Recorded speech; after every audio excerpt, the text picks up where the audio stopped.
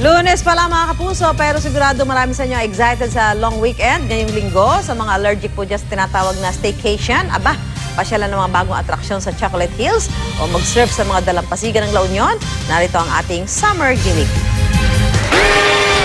Matapos mapinsala sa nagdaang lindol noong nakarang taon, buhay na muli ngayon ang ipinagmamalaking Chocolate Hills ng Bohol. At may bonus pa for kids dahil makikita na rin sa Sagbayan Peak ang naglalakihang cartoon characters. Present sina Snow White at ang mga duwende, Spider-Man, Iron Man at The Hulk.